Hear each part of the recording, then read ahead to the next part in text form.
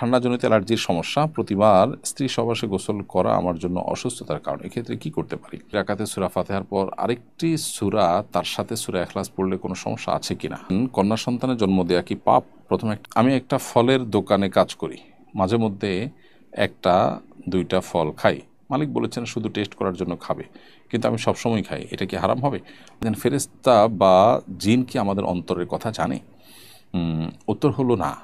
ফেরেশতা বা জিন আমাদের অন্তরের কথা জানে না, বরং আল্লাহ রাব্বুল আলামিন একমাত্র সেই সত্তা যিনি আলিম বিদায়াতি সুদূর, যিনি বান্দার অন্তরের সমস্ত কথা জানেন, সেটা একমাত্র আল্লাহর শানে যায়। এটা ফেরেশতা বা জিন বা অন্য কারোর ক্ষেত্রে এটি কিন্তু ফিট হয় না। অতএব তাদেরকে গায়েবের মালিক বা আমাদের অন্তরের কথাও তারা জানে এরকম মনে করাটা ভুল। হ্যাঁ, ফেরেশতা বা জিন তারা যেহেতু আমাদের চোখের আড়ালে যে কোনো কিছুর সাথে মিশে যেতে পারে, সেই জায়গা থেকে আমাদের ব্যক্তিগত অনেক কিছু জানে, কিন্তু অন্তরের কথা তারা জানে না।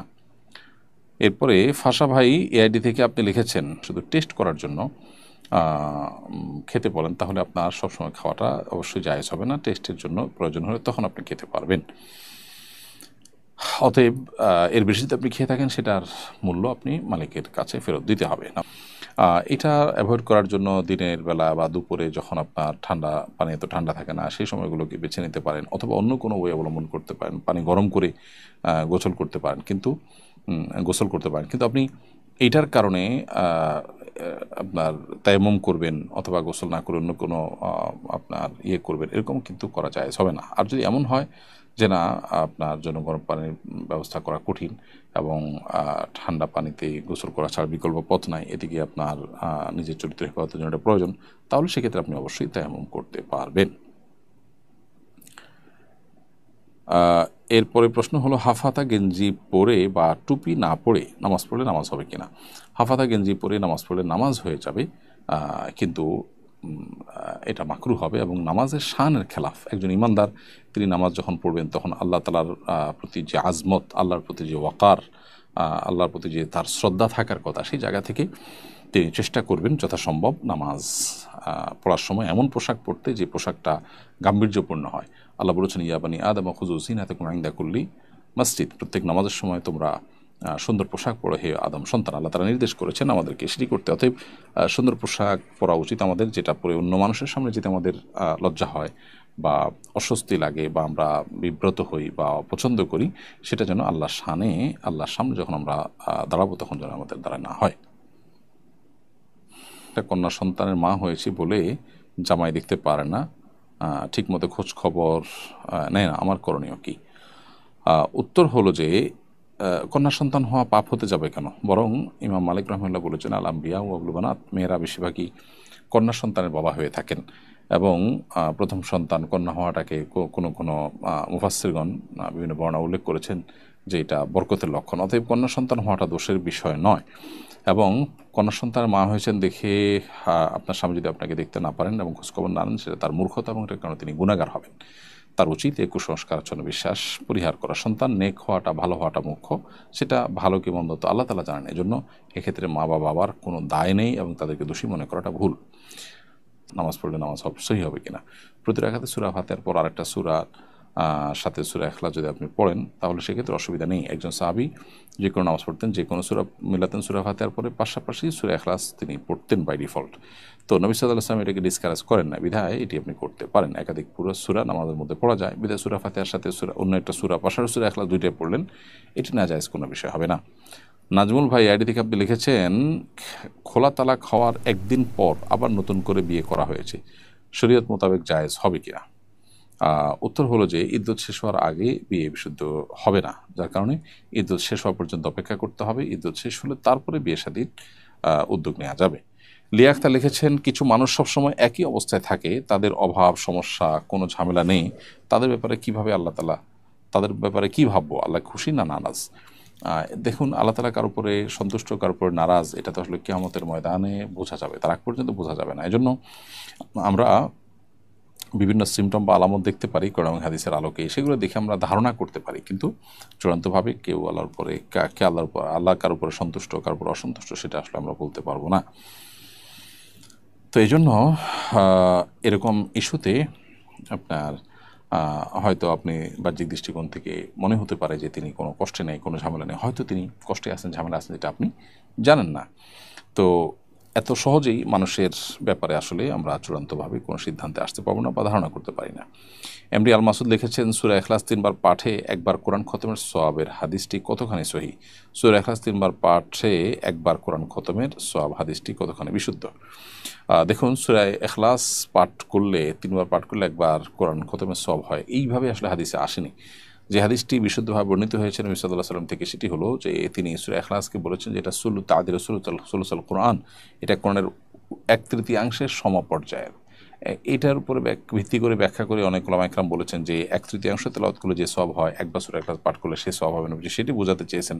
তাহলে সেইটার আলোকে 3 বার তেলাওয়াত করলে এক খতমের সওয়াব পাওয়া যায়, বা পূর্ণাঙ্গ একবার কোরআন তেলাওয়াতে যে সওয়াব পাওয়া যায় 1/3 সওয়াব যেহেতু একবার করলে হয়, 3 বার করলে পুরো কোরআনে তেলাওয়াতের সওয়াব পাওয়া যায়। এটা হলো ওই ব্যাখ্যার আলোকে বোঝা যায়। যদিও এটার কারণে অনেকে বলেছেন যে পুরো কোরআনের যে সমস্ত আলোচ্য বিষয় আছে তার 1/3 সামারি আছে সূরা ইখলাসে। এটার বিষয়বস্তুর মর্যাদার কথা, যেহেতু এখানে শুধু আল্লাহকে নিয়ে আলোচনা করা হয়েছে, এটার বিষয়বস্তু অর্থাৎ সূরা ইখলাসের বিষয়বস্তুই যেখানে স্বয়ং শুধুমাত্র আল্লাহ রাব্বুল আলামিন, সেজন্য এখানে আল্লাহ তাআলার শানের কথা বলা হয়েছে এবং আল্লাহ তাআলার মর্যাদার কথা, আল্লাহর বিষয়ে আলোচনা হওয়ার কারণে এটার যে মর্যাদা হয়েছে সেটার কথা এখানে বোঝানো হয়েছে। এরকম ব্যাখ্যা অনেকে করেছেন। এই জন্য হাদিসে একেবারে হুবহু এইভাবে নেই যে ব্যক্তি সূরা ইখলাস পাঠ করে 3 বার তার একবার কোরআন তেলাওয়াতের সওয়াব পাওয়া যায়, এরকম এই ভাষায় আলাদা করে নেই। তবে হাদিসের ব্যাখ্যা থেকে এটা কিছুটা বোঝা যায় এবং এটা বলা যায়। মারিয়ানুর লিখেছেন, আমার স্বামী 15 বছর বিদেশ করে পুরো টাকা আমার শ্বশুরকে দিয়েছেন এবং ওই টাকা দিয়ে আমার শ্বশুর জমি নিয়েছেন এবং বাড়ি করেছেন, সব আমার শ্বশুরের নামে করেছেন, কিন্তু বর্তমানে উনি ওই ঘর থেকে প্রতিনিয়ত আমাদের বের করে দিচ্ছেন এবং মানসিক টর্চার করছেন। এ মুহূর্তে তার সঙ্গে খারাপ আচরণ করলে গুনাহ হবে কিনা? বন্যা মারিয়ানুর, খারাপ আচরণ করার চাইতে বরং বিচারিকভাবে তাকে বিচারের মুখোমুখি করে তার কাছ থেকে যদি আপনি একটু আদায় করতে পারেন, অন্যদের সাহায্য সহযোগিতা নিতে পারেন, সেটা আপনাদের করা উচিত। নিজেরা ব্যবহার খারাপ না করে লিগ্যাল ওয়েতে বা গ্রহণযোগ্য উপায় অবলম্বন করে তাকে যদি আপনারা প্রেশার ক্রিয়েট করেন, সেটা আপনাদের রাইট আছে, কারণ এটা আপনাদের হক এবং অধিকার সেই জায়গা থেকে। এবং এরকম অন্যায় অনেক প্রবাসীদের সাথে হয়ে থাকে, যেটা খুবই দুর্ভাগ্যজনক এবং যেটা কোনোভাবে গ্রহণযোগ্য নয়। লিয়া আক্তার লিখেছেন, ওযু ছাড়া ওজিফার বই ধরে কোরআনের সূরা পড়া যাবে কিনা? ওজিফার বইয়ে যদি কোরআনের সূরা থাকে, সেখানে কোরআন ছাড়া অন্যান্য আর অনেক বিষয় থাকে, কোরআন ছাড়া কোরআনের বাইরে জিনিস বরং বেশি থাকে, তাহলে সেখানে ওযু ছাড়া আপনি কোরআন তেলাওয়াত করতে পারবেন।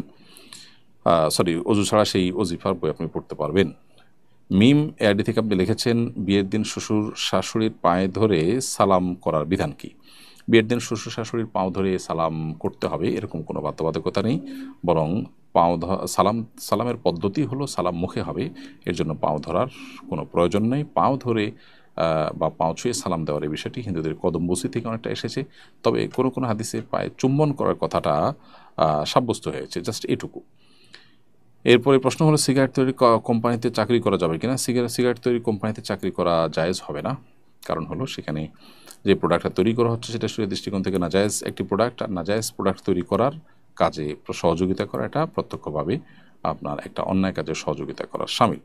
তো অন্যায় কাজে সহযোগিতা করলে যেরকম গুনাহ হয়, এই ধূমপান বা সংশ্লিষ্ট যে আইটেম আছে সিগারেট বা বিড়ি, সেগুলো তৈরি করার জন্য আপনি কাজ করছেন, তৈরি করে এক ধরনের সহযোগিতা করছেন গুনাহের কাজে, সেটা কিন্তু গুনাহ হবে, অতএব এটা করা উচিত হবে না। এমনি আবদুল্লাহ লিখেছেন, রুকুর জায়গায় সেজদার থাকবে অথবা সেজদার জায়গায় পড়ে ফেললে কি করণীয়? আপনার প্রশ্নটি পরিপূর্ণ বোঝা যায়নি, অস্পষ্টতা আছে কিছুটা, আমরা সেজন্য প্রশ্নটাকে অ্যাভয়েড করছি। প্রিয় দর্শক, এরই মধ্যে দেখতে দেখতে আমাদের অনুষ্ঠানের একেবারে শেষ প্রান্তে আমরা পৌঁছে গেছি এবং আমাদের সময় হয়েছে বিদায় নেওয়ার। আজকে অনেকগুলো প্রশ্ন উত্তর দেওয়ার সুযোগ হয়েছে আল্লাহর মেহেরবানিতে। ইন আসাবতু ফামিন আল্লাহ, যদি আমরা সঠিক কিছু বলে থাকি সেটি আল্লাহর তরফ থেকে, ওয়াইন আখতাতু ফামিন নিয়মিনের শয়তান, যদি আমরা ভুল কিছু বলে থাকি সেটি আমাদের এবং শয়তানের তরফ থেকে। আল্লাহ তাআলা আমাদেরকে কোরআন এবং হাদিসের আলোকে আমাদের জীবনকে আলোকিত করার এবং গঠন করার তৌফিক দান করুন, সেই দোয়া রব্বি করিম কাছে ব্যক্ত করে আজকের মতো এখানে শেষ করছি। ইনশাআল্লাহ বিদিনিল্লাহ, আল্লাহ তৌফিক দিলে পরবর্তী লাইভ অনুষ্ঠান